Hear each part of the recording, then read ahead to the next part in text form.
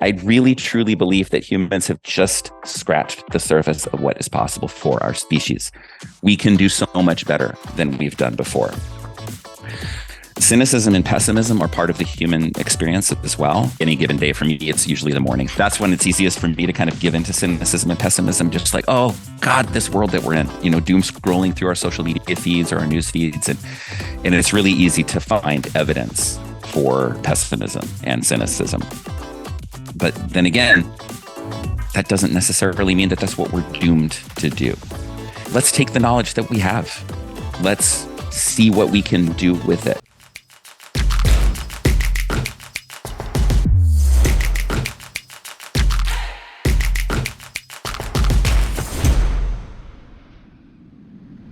Is a world of inclusivity truly possible? How do we all get there? In this episode of the Creator Community, we'll meet Jason Patton, a professor turned founder and consultant, and now author. We'll hear his lessons learned and mistakes made on creating impactful inclusivity. He openly admits he has not mastered inclusivity and has negatively impacted others in his life, but knows we can do better. Jason believes, as humans, if we acknowledge the challenges of inclusion and see this work as a lifelong journey of constant improvement, we will find a better path forward for all of us. Check out the show. Welcome to the Creator Community. This is a podcast from book publisher New Degree Press, or NDP, powered by Manuscripts, Inc. I'm your host, John Saunders. This show is designed to celebrate, elevate, and showcase many of the incredible authors that have published their books with NDP. In this show, we learn about the authors, their journeys, and their books. This year, NDP will cross over 1,700 published authors on 6 continents and earned a spot on the Inc. 5000 list for the second year in a row. This is the fastest growing privately held companies in America. If you've ever thought of writing a book but weren't sure where to start or how to finish, visit manuscripts.com to learn more. This is episode 4 of season 6, and today I have with me Jason Patton. He is the author of Humanly Possible, a new model of leadership for a more inclusive world, which is due out this January 2023, wherever you buy books online. Jason is a father of 2, an ultramarathon runner, and the founder and principal at JP Global Lead LLC, and co-founder of Bridge Labs. He is an organizational consultant, author, thought leader, instructor, and workshop facilitator in the fields of global leadership and global diversity, equity, and inclusion. A fluent speaker of Mandarin Chinese, Jason directed the Robertson Center for Intercultural Leadership, CIL, at UC Berkeley's International House for 7 years. Prior to that, he served as American co-director of the Hopkins Nanjing Center for Chinese American Studies in Nanjing, China, inaugural director of the Stanford program in Beijing, consultant at CAP International, and vice president, communications and marketing at Orchestral, Inc. Jason, great to see you. Welcome to the show. Thanks, John. Well, before we get into learn about this extraordinary book you've put together, I'd love for our listeners to learn a little bit more about your career and the ultra marathon journey that led you here today. I guess life is an ultra marathon. Right. I appreciate the opportunity to be here with you today, and thank you for inviting me. And it's great to have an opportunity to reflect on kind of how I got here. And I think for me, from an early age, I knew that my career was going to have something to do with cultural differences. When I got to college, I chose East Asian Studies as my major. I studied Mandarin Chinese and Chinese history. And then I went to China for a couple of years to teach English. I've always been fascinated by language, and I went on to get a PhD in linguistics. And it was not long after I finished that PhD that I had my first job as an organizational leader. It was a small organization, but I was hired by a US-based university. Well, it's right there in my bio, Stanford University, to run their new study abroad program in Beijing. And for me, this is where kind of culture and leadership first came together. And I found that I had this power as a director of the program that I hadn't been trained to use well. I'd only been a graduate student until then. I had no idea how to use this power. And some problems ensued from that. And if you look at my career since then, I've had a number of leadership positions in the United States and in China. And in all of these positions, I've had power. And there have been other people who've also had power. Power has been used on me well, and it's been used on me poorly. I have used my power well on others and also poorly. And kind of a big theme that emerged from all of this for me was so much damage gets done to other human beings and to organizations and to organizational goals And it's preventable if we have the right tools. It just seemed to me that there's got to be a better way to go about this. And when I talk about power, it's not just organizational authority that doesn't get used well. There's other forms of power also. And one of those is unearned advantage, or this term, privilege. I'm a cisgender, heterosexual, able-bodied white man. And I've been learning so much, especially in the post-George Floyd world, about, how is it that I, given all of these kind of dimensions of my identity that are privileged, how do I participate in and also perpetuate systemic harm without even knowing that I'm doing it and without trying to do it? How does that work? And what can I do to try to counter that? It's preventable. And I've felt like I've had a lot to say about this from my experiences over the decades. And I've been wanting to write a book about it for a really long time. But of course, life always gets in the way. Too busy. Then in late 2021, so just a little bit over a year ago, I left my last job at the Robertson Center for Intercultural Leadership and decided it was time to strike out on my own and start my new business. And as luck would have it, that's also when I discovered the Book Creators Program. Amazing. So this concept of power, I can't wait to dig into this more as we talk through so many key lessons and stories from your book. And it's a big one. And I think one that we often don't necessarily take the time to reflect on. So I'm so glad you're bringing this message forward and reminding people that so many of the issues that are out there in the world are preventable. And maybe part of it's just about being human, which of course ties back to the title of your book. Before we jump in there, Jason, I'd love to find how you discovered the program and how you fit it into your life. Yeah, it was a real alignment of the stars moment in my life, because it was November of 2021 that I started my business. A really good friend of mine, I was just really thinking and talking to a lot of friends about what's next for me. And a really good friend of mine by the name of Ed Frown, who himself is a 4-time published author, told me about the Book Creators Program. I hadn't ever heard of it. I thought, that sounds interesting. That actually sounds a little bit too good to be true. So I Googled it, saw that a cohort was starting in February. As it happens, my friend Ed knew a couple of people who'd been through the program, because, I was skeptical. I was like, there's no way it could really be as good as it looks. And I talked to them and they said, well, it worked great for me. And, they shared more about the challenges that they had, but they said that the program, the way that it was designed and the way that it was structured, was extremely well thought out. And I thought, well, now is the time. There's no point in waiting any longer. So I just signed up, said, this is the time to go for it. Well, thanks to Ed for another one of the many referrals that have shown up at this program. And I'm with you 100%. I published a book with the program in 2020, the end of 2020. And when I was first introduced to it, I thought, there's no way this exists as it's described, particularly with a pre-sale campaign that exists 6 months before the program. And you can fully fund your publishing costs, which I was able to do. How did you fare on the pre-sale? I hit my goal. Well, actually, I pleaded for an extension and I got one. I didn't quite make it by the original deadline, but I was given a few more days. And on the very last day, the second to last person who supported me got me over the finish line. Congratulations on that. And by the way, I want to flip this story around for a second, because you sort of maybe painted a bit of a negative picture there, Jason. And I would tell you, most authors sell 200 books lifetime.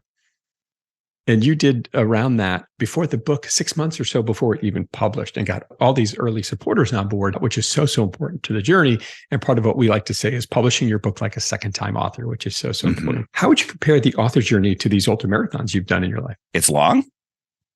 The rewards are not necessarily immediately present at any given moment. There are times when you think there's no way you'll get to the finish line. And if you just keep moving forward step by step, you're going to cross that finish line. Wow. And there will be many cramps and pain along the way. Cramps and pain and unexpected challenges, but also angels along the way too. And this happens in every ultramarathon that I've ever run, is, you hit a low point and you feel like this is how it has always been and how it shall always be. And then someone comes along, whether it's a volunteer at one of the aid stations or a fellow runner, who lifts you up and reminds you about why you're there, what you're doing, what you're trying to accomplish, and what you need to do in order to accomplish it. And oftentimes it's just as simple. I mean, it sounds so cliche, but it's so true. Just take the next damn step. the logic is unassailable. If you keep doing that, you will cross the finish line. That is some good logic there. Interesting. Yeah. Satish Shenoy, who was on the show a couple of seasons ago, wrote a book, and he's run marathons on every single continent on the planet, including Wow. Antarctica. And he talked about his first one in San Francisco, actually, of course, a very hilly marathon. Yes. And how about mile 20, he was, hunched over thinking, man, I can't go on, all these cramps. And a random runner came up to him and said, here's some salt pills, here's a little water, take one more step. And he finished. Wow. And of course, now has gone on to do all of these. So it sounds like it's amazing the community that's there. And certainly much like the community we find here with the authors all working all these crazy hours to fit this thing into their life. So there's clearly some challenges with the Ultra Marathon. What would you say was the hardest moment in the book writing process? And, how did you get past that? I think the very hardest time for me was pretty early. I didn't really know exactly what I wanted to write about when I started out. And so I experienced a lot of self-doubt along the way. I was like, really do this? I mean, is it just, I got all these ideas in my head. Is it just a bunch of mumbo jumbo? I don't know how to structure it. I don't know what's going to be most useful for people. Yeah, it was hard to get started. What made the difference for me was when I decided, look, I'm just going to give myself over to the process of this program. I'm going to do what they tell me to do. I'm going to try to get out of my head and worry about it. I mean, it really was kind of like this, take the next step. For me, what that was go to the weekly sessions where Professor Eric Custer would guide us through how to get started. And it all started with writing these things called snippets, 50 to 200 words, a really brief story. Like anybody can sit down and write 50 to 200 words about something that they've been through, something that they've experienced. So that was kind of like one step, is writing one snippet. And then you do it again, and then you do it again, and then you do it again. And you'd say, so your work for this week is you're going to write 5 to 10 snippets. Okay, I can do that. And before long, the snippets started to converge around some themes. And those themes kind of became something that started to look more and more like a book. And before I knew it, I was kind of off and running. And so that low point, I think, for me, was the way that I managed to get through that was just trusting the program, trusting the process, and getting the work done. And that led then to this overall, the themes of the book kind of popping to life. There's a reason this program has produced nearly 2,000 authors, right? There's a process here that helps you get through all these hurdles, and the community really helps you overcome. And the imposter syndrome, I think, is a word I might put in there. And it's amazing, the folks, myself included, that experience this to varying degrees and how much it can just paralyze you. But when you take that trust in the process and take that one more step, it's amazing what you can accomplish, and really take it off in bite-sized chunks, which is so important. Sounds like an awesome journey that you've had, and one that really parallels the journey you've been on with all these ultra marathons. That's awesome. Your cover of Humanly Possible, love it. I won't describe it, but I love all the different intricacies of it. How did that come together for you? Yeah. So another wonderful thing about the program as a whole has been the opportunity to do stuff I've never done before, and to think about stuff I've never thought of before, and to work with people with expertise that I don't have. And the book cover design process is a great example of that. Having the chance to work with a team of professional designers. I mean, the team's right there. I didn't have to go and, Google book cover designers. They're provided as part of the program. And it was just really fun to talk to the designer and watch him create in real time and mirror back to me what it was that I was trying to accomplish. That was the first step. And then it was fun once, there's 3 draft designs that came out, and I shopped all 3 of them to my author community, the folks that had supported me in the pre-sale campaign. And then looking at all of the different feedback, like everybody had a different opinion. But at the same time, there was kind of a consensus. There were a number, like most people were gravitating towards one of them, and then had some suggestions for how to make it better. And then another iteration, and then another iteration after that, and we had the final cover. So, but it was also stressful, because thinking about the stakes. This is the cover of my book. It better look good, and it better do what it's supposed to do, which is draw people in at the same time as conveying something important about the book.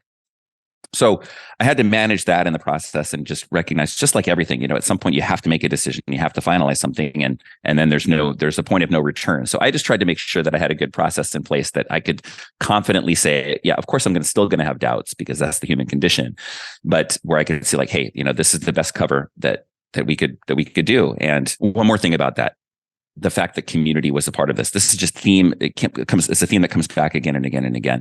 I love the tagline of the program, never write alone. It's not just writing, never write alone. It's everything that we do in the program is community focused.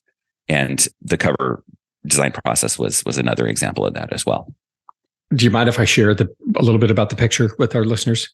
I don't mind at all. It's essentially, a pocket knife with all the different pieces of it, right? And the different pieces that I'm guessing are the tools that we need to be good leaders, right? Yeah. And be more human. So speaking of being more human and humanly possible, Jason, what is the book about? Yeah. So fundamentally, it's about how can each of us use the power that we have to create spaces where people feel that they truly belong. And if we, to the extent we're able to succeed at this, we should be able to see people who are less stressed out.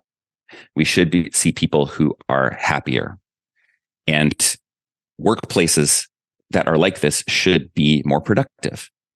And ultimately, and one of the beautiful things that I found about this, and I think that to the extent that we apply the tools in the book, it's not just a workplace thing, it's also a personal thing. More fulfilling lives can result, I think, as well from using the tools that are in the book. And there's three kind of main themes that this focuses around. Number one, we already have what we need. Human beings, that is, as a species, we have what we need in order to create radically more inclusive workplaces and also a radically more inclusive world. And the key to the whole thing is learning to recognize and counter the tricks of the amygdala in the brain, the threat detection mechanism in the brain. Doing what we can to recognize, rather than like, this person's really bad. It's like, I'm having a reaction. Okay. What can I do to calm that down? And then engage the neocortex, where we do so much of our executive functioning and collaborative thinking, so that everyone's creative energies can really shine forth. So we can do this. We know so much more now than we've known before about how that process works. So that's number one. We have what we need. Except number two, power mucks up the whole thing.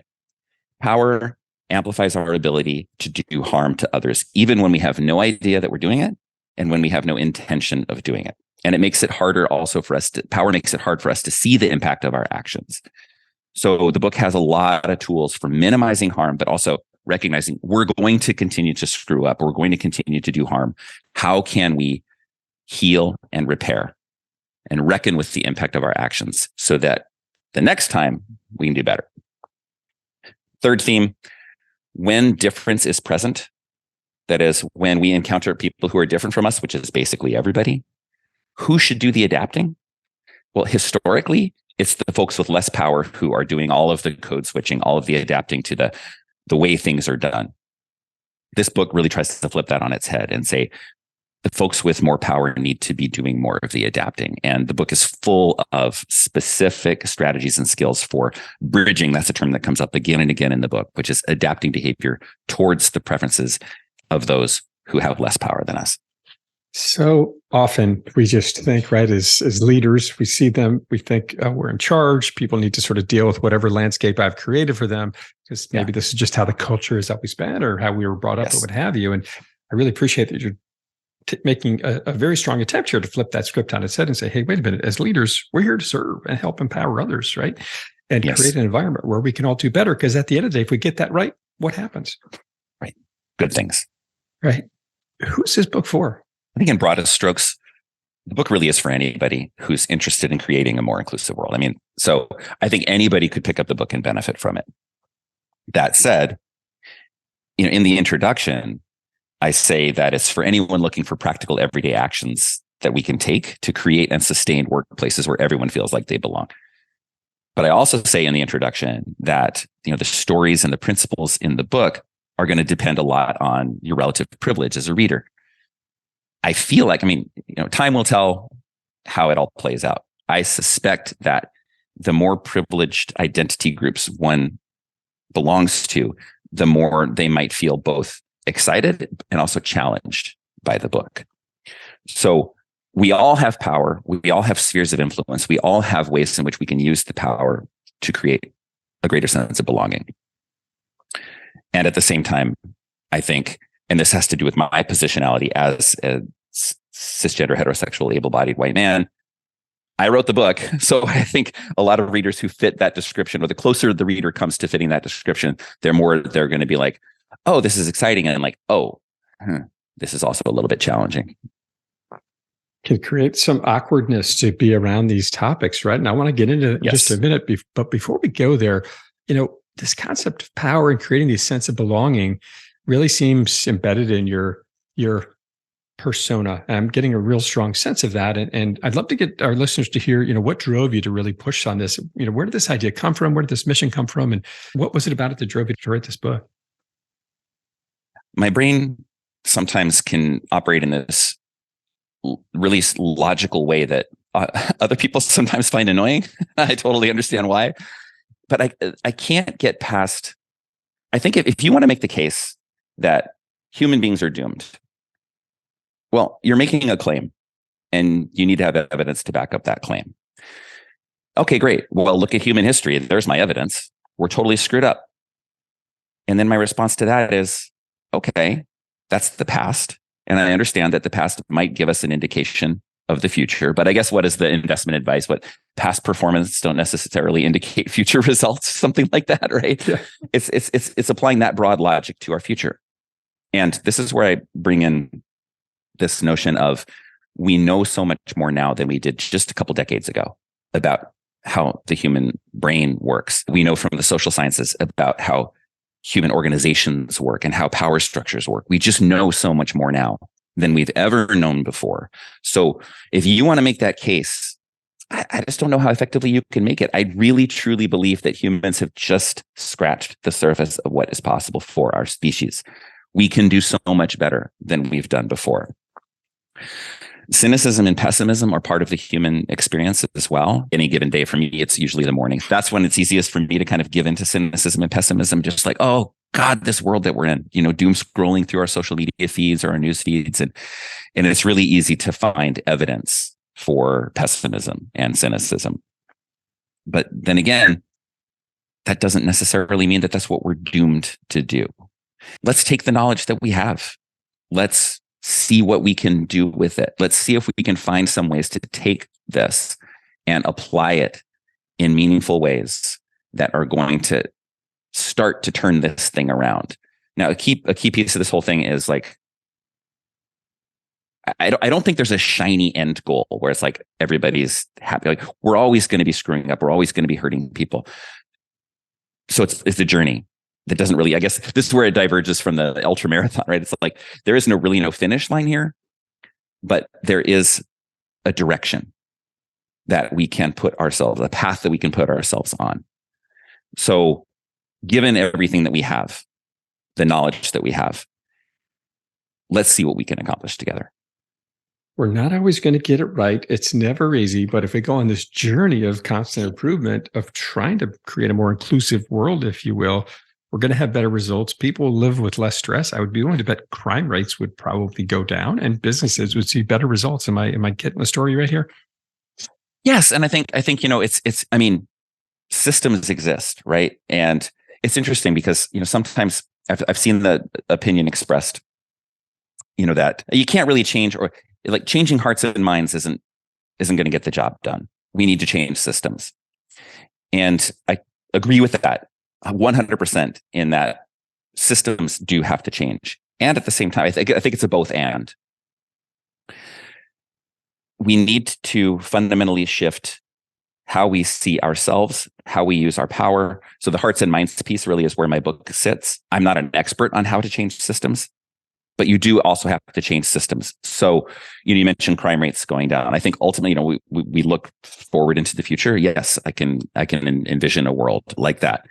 That is going to take a lot of intentionality. And so, my hope, I can't draw, but guess what I'm saying is I can't specify for you exactly how this long-term societal change happens. I don't know how it's going to happen. I just feel like this piece, this kind of hearts and minds piece, this personal kind of transformation has to be a crucial ingredient of that.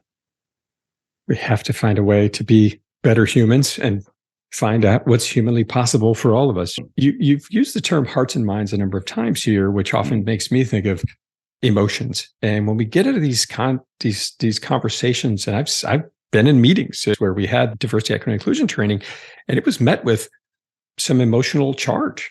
People thought, wait, what did I do wrong? Why are you attacking me? I'm here trying to do my job and do things that are great. Suddenly now I did something wrong. Is there anything in your thinking that the book can help to address? Yes. A couple things in terms of how I handle this in the book. First, there's the introduction, and then there's a very short chapter right after that that's called Setting a Baseline. And in that chapter, one of the things that I'm doing is establishing that we together can't do this learning unless we are willing to be uncomfortable. And this is a learning model that comes from the world of, at least I came to it through my experience in international education. It's called challenge and support. And I don't actually use that terminology in the book. Instead, I talk about the learning zone, comfort zone, and panic zone. If you're just hanging out in the comfort zone, you're not going to learn much. If you're out there in the panic zone, you're not going to learn much. We need to try to find that learning zone where we feel challenged and supported at the same time. And it takes a lot of intentionality to find that learning zone and stay in that learning zone. I think what happens a lot of times, if we're not prepared, if a workshop, for example, hasn't really thought through this, and we're not really mindful of how we could be sent into the panic zone, then everybody ends up in the panic zone and things don't end well. So there's a certain level of willingness that learners need to have.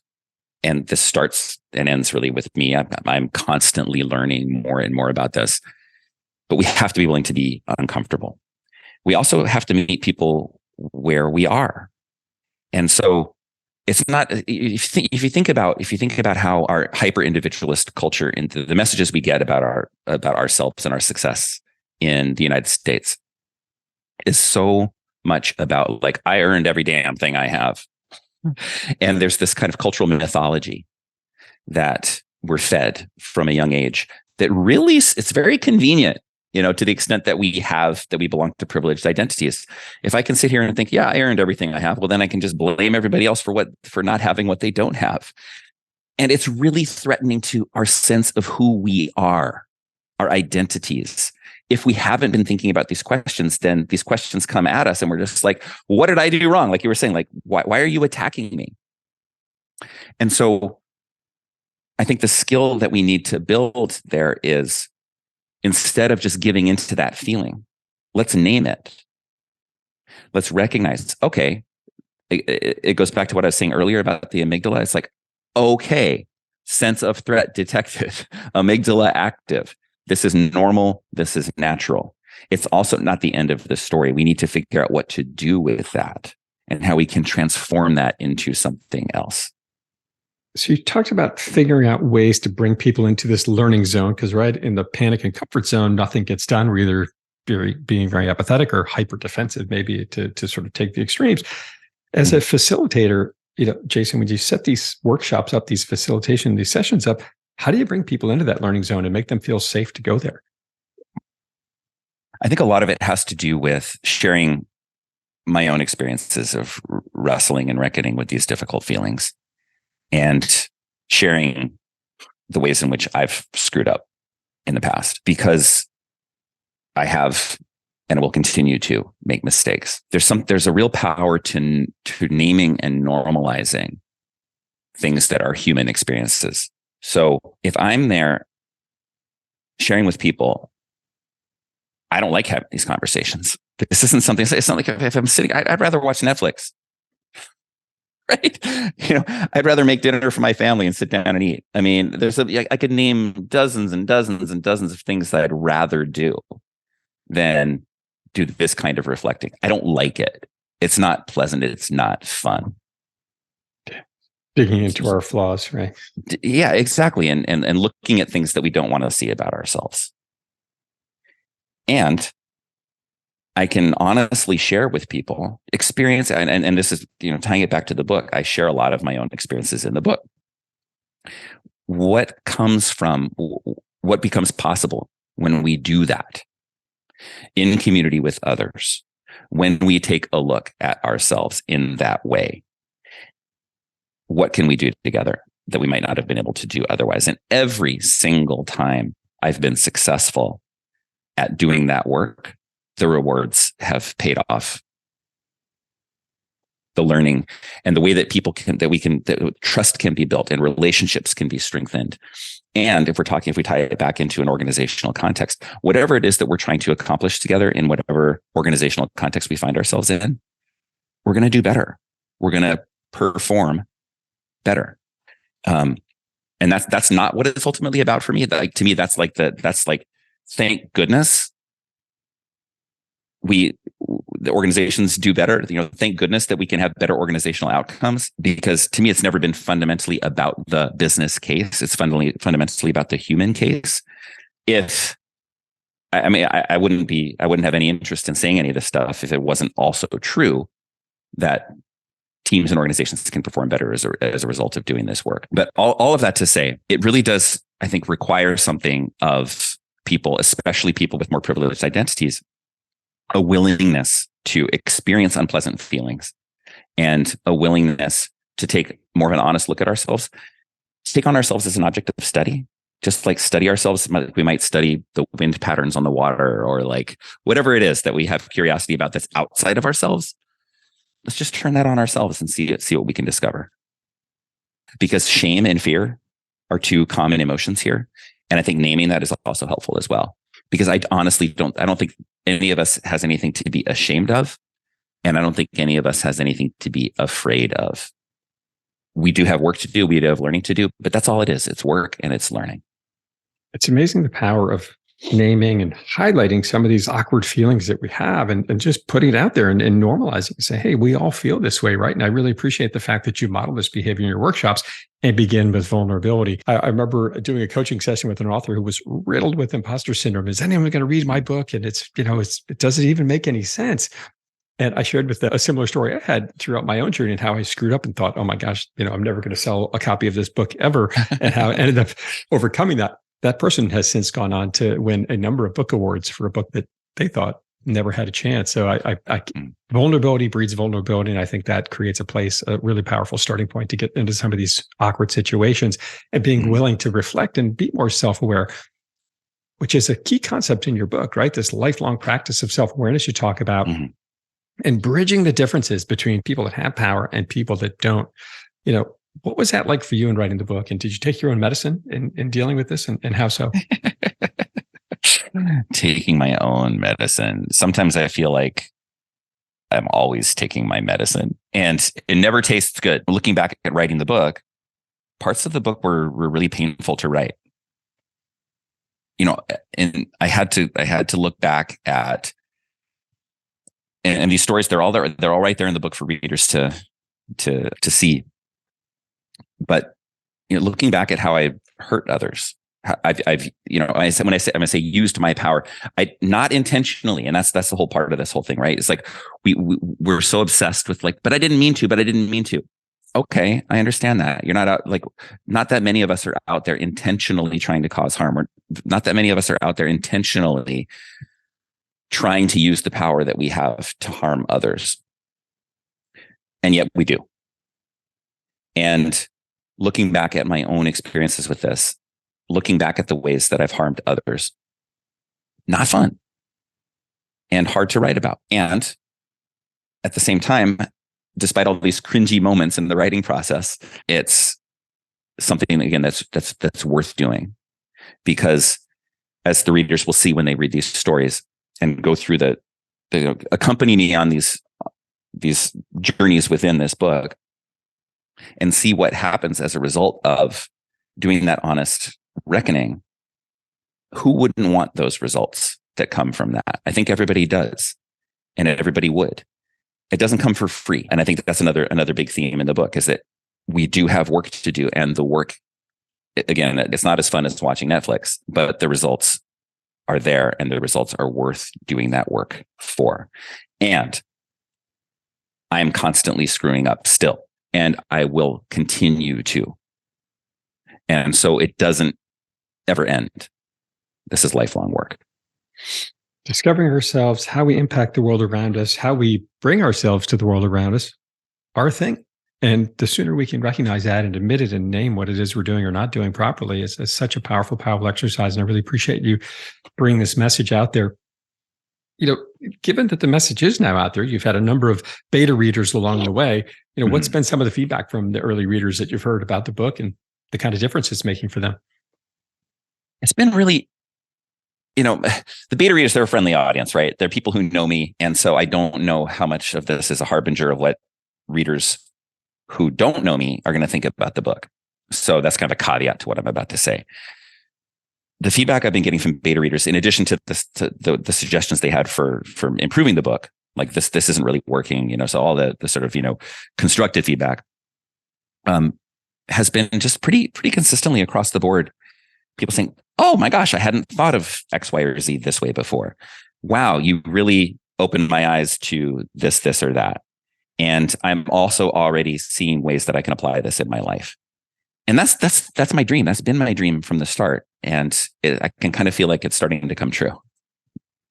That is fantastic to see this work you've done, this pain you've gone through, this marathon you've run to get this book out there, to go through the exercise of learning about yourself, learning about what you really think, and putting it coherently on paper and having an editor approve it, right? It's such a great exercise. And it's just so rewarding to hear that kind of feedback, I'm sure, from readers come back to you. That is fantastic. You've obviously done a lot of work throughout your life and learning about yourself and how you impact those around you. How do you think the book has expanded that for you? What do you think you learned about yourself along the way through the author journey? Here we are, you and I on this podcast, and we're talking about me and my book. And I'm sharing about, how hard this work is to do and all of that. And then ultimately, at the end of the day, that can't be what this is all about. What this is all about is mitigating, preventing, reversing like systemic harm. So, I can lament all day long about, how hard this work is to do, but every single day, and I'm going to just kind of get really real about this, but every single day, people are suffering and in some cases dying as a result of existing systems and the way that these systems harm entire populations of other people. So one of the ways in which I'm trying to grow, and I think in which writing this book is helping me to grow, is like, yeah, sure, the work is hard, but what the heck else are we supposed to be doing with our time on Earth? If I am sitting here benefiting from systems that are harming other people, then, and again, this is like the logical part of my brain, then what else is there to do other than trying to recognize that and seeing what I can do to reverse that? And that's a constant source of ongoing learning for me. I can't continually sit here and much as I might want to center myself in my own challenges in doing all this work, it's nothing compared to the things that people have to put up with every single day. People who don't look like me, whether so facing discrimination, whether it's based on race, whether it's based on gender identity, whether it's based on physical ability, et cetera, et cetera, et cetera, et cetera. These are real. This is a real kind of harm that's being done every single day. And that's where we need to keep our focus. That's transforming that, minimizing that is really where the focus ultimately needs to be. So going through this journey, if I'm hearing you right, Jason, it's only reinforced your passion for having this level of self-awareness, spreading this message and helping others see that we need to take a step back once in a while and see what is this impact we're having on the world around us and what can we do about it? Because, the playing field maybe isn't as fair as we thought it was for everybody on planet Earth. And when we can get this more fair of a system out there, and we'll never get it exactly right, as you've shared repeatedly, we're going to have a better place for all of us to live in. I remember one of the first times I had a moment of awareness around this in my own life I was at a college football game, and it was a Tuesday night game. It was like the only Tuesday night game ever. And I was, I don't know, late 20s. I was a sales guy. I was, dressed in a nice blazer at this big football stadium at University of Louisville, I think it was. And I was meeting a client there, and I just was walking around trying to find where he was. And, I literally walked down right past security onto the field, and I'm standing on the field while the kids are playing practice. And I called my client. I said, "Where are you?" And he said, "Oh, we're at the tent at this end of the end zone." And he said, "Where are you?" And I said, "I'm standing on the 20-yard line." And he's like, "No, you're not." I said, "As a matter of fact," to him, he said, "How the heck did you get to the football field?" I said, "I just walked out here." And nobody thought to stop me or question me at all. I walked right past security guards, and I'll never forget that moment. And seeing that, they just said, "Oh, there's a white guy in a suit. We'll just let him go wherever he wants." And that was a really interesting moment in my life, seeing that happen. It didn't strike me till later. It's a thing, and that these things happen. Yes. And I think that what that points to is when society is built for us and people who look like us, there's just so many things we aren't going to see. So, and I addressed this also early on. There's this beautiful quote from the feminist author, Adrienne Rich, that all privilege is ignorant at the core. When things go our way, we don't notice it.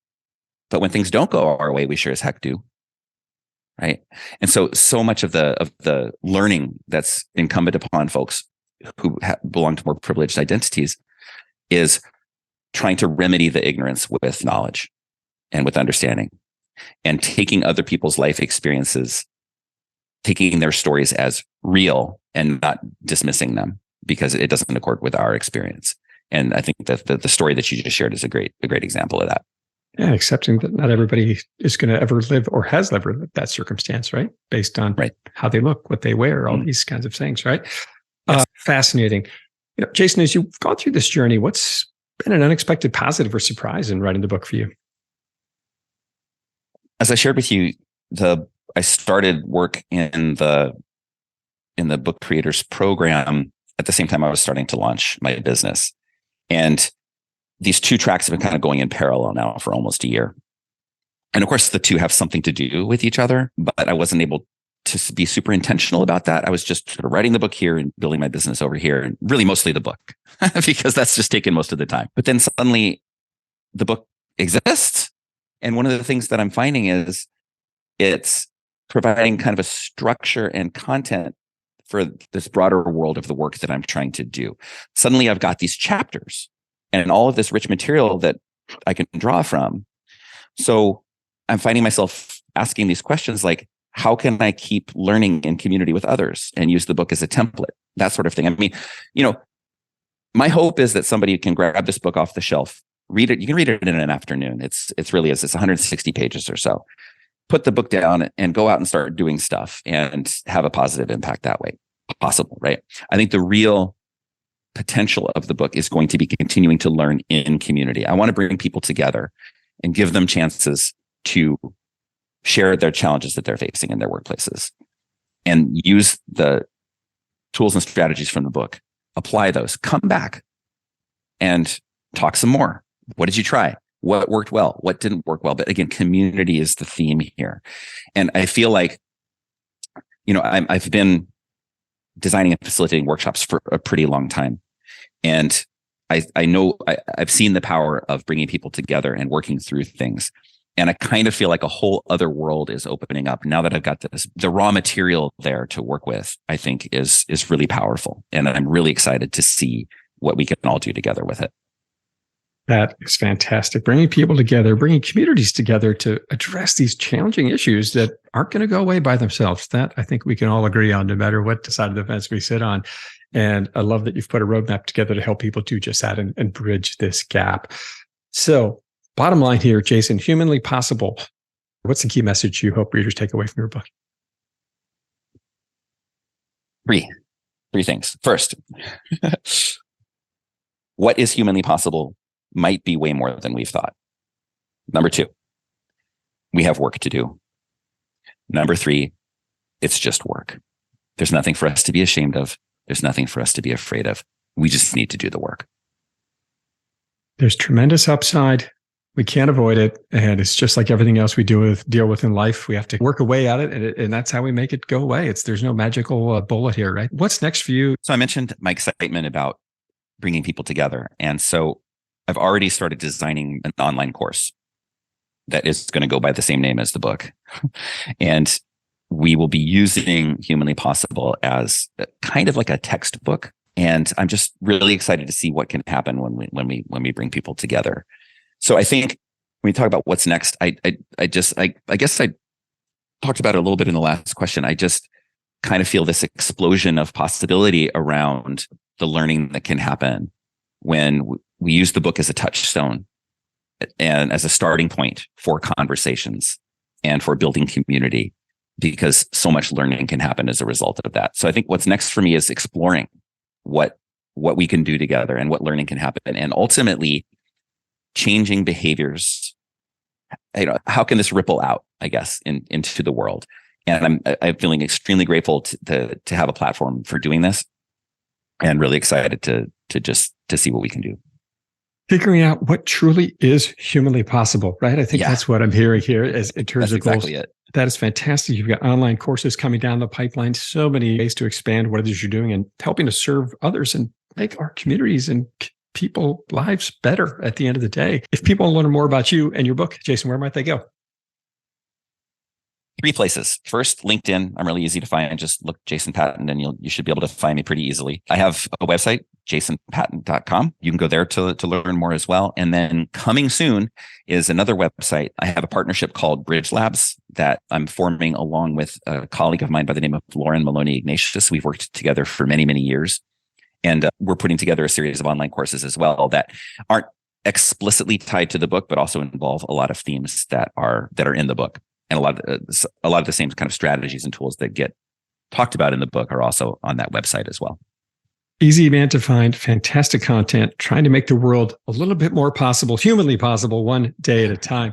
Before we sign off here, I'd love to share a great quote you got, early quote from the book from Lauren Maloney Ignatius, the co-founder of Bridge Labs. She shared, Dr. Patton shows us how to flip power on its head, using it to create workplaces where everyone thrives. This book should be the top of the list for leadership development and global DEI professionals. How did it feel to get that quote from Lauren? Thank you. Well, Jason, great to see you. Thank you so much for coming and sharing your story of Humanly Possible with the listeners of the Creator Community. You're welcome, John. And again, thank you so much for having me. My pleasure. Jason's book, Humanly Possible, a new model of leadership for a more inclusive world, will be available wherever you buy books online this January 2023. Don't forget to subscribe to the Creator Community channel on your favorite podcast platform and leave us a review. And if you're ready to write your book, visit manuscripts.com to turn your idea into a book in about a year. I'm your host of the Creator Community, John Saunders. Keep creating.